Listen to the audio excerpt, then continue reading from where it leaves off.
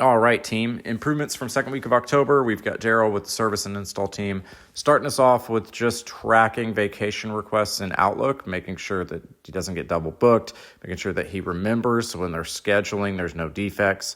I think this goes to eliminating defects, but also goes to just freeing up brain power. You don't have to remember, just saving energy for more value-added tasks. Great job, Daryl.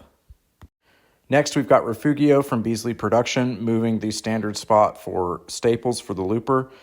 It was on the left side where you had to reach past a bunch of stuff, and moving it over to the right saves a lot of wasted motion when you're refilling a looper. This looks great, Refugio. Thank you. One of the things that Dre and the customer service and picking team do at Beasley is pick parts and pieces for the service and install guys. So they pick a day ahead for the service tasks, and now they have a dedicated spot to keep that paperwork for 30 days, just in case there's any questions or any issues. They keep that paperwork so they can answer any questions on the backside. Great improvement, guys. I like it.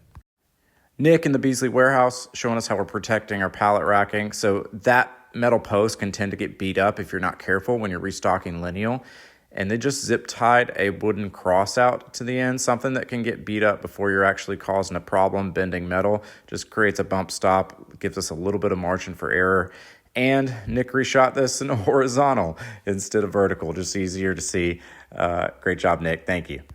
The production area at Beasley has required PPE of safety glasses and earplugs, but to get to the production office, you got to walk a smidge into that production area. So we just defined a walkway that you don't have to slap in those safety glasses and earplugs if you're just walking to the office.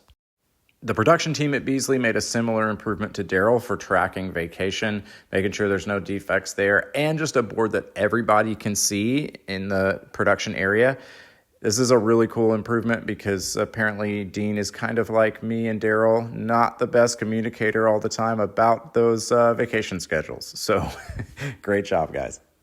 So Evan and Kevin in the Beasley warehouse were bugged by slider panels coming in and taking up too much cart space when it's onesie twosies and they have to go up top.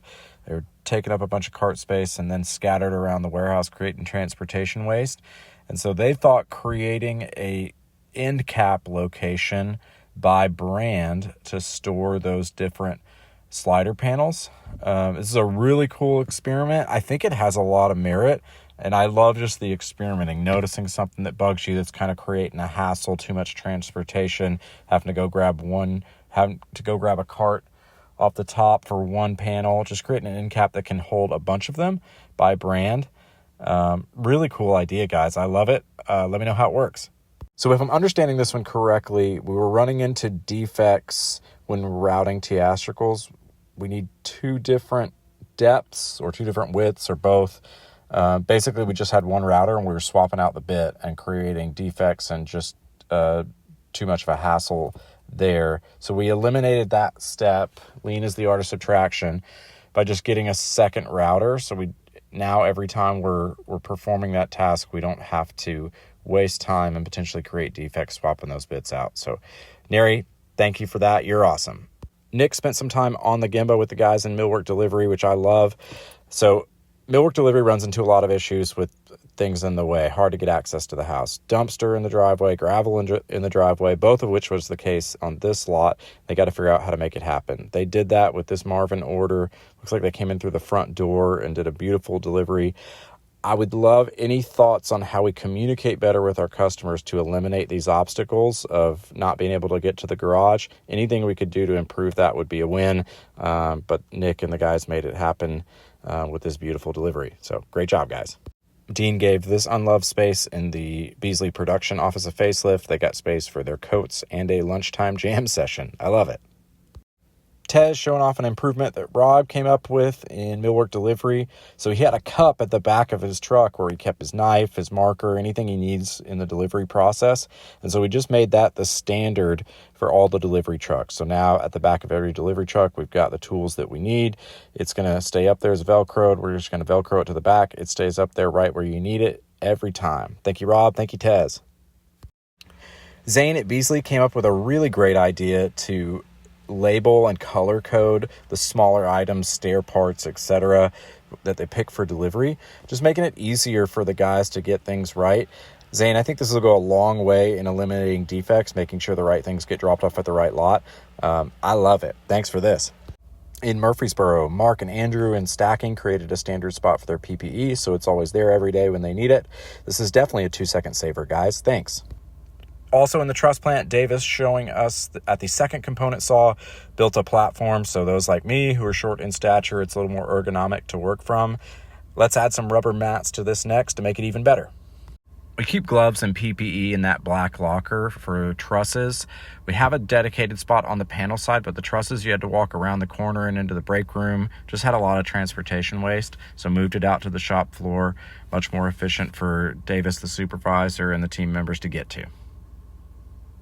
In panels, we did some continued 3S'ing, got some tables and stuff that was just collecting junk out of there, and then got our air hoses off the floor, so less chance of them getting damaged. And then it just creates better flow from the stacking station, from the bridger station. Just looks a lot better, guys. I like it. We continue to work on material flow in the truss plant and just defining the material flow that we want. One of the defects that was happening is web saw carts and D-saw carts just kind of getting in each other's way, making it over congested, and you have to over process to move some carts out of the way to get to what you need. So Davis taping off the floor right here is a big win. I love where you're headed with this. Love the creativity in this improvement. Austin showing us here. We used to have a little table that the computer sat on, and now we just mounted it to the post, the keyboard on a little swivel. Just a really, really great improvement, making better use of our space. Again, a space is super valuable, and treating it like such is a win. Levi and Andrew continue to 3S the warehouse in Mount Juliet. It is awesome. Truly its best form yet. You guys are doing an incredible job. And Kurt and the Mount Juliet team rounding us out. If you've not been to the Mount Juliet yard, where they're standing in front of those long links is a step up.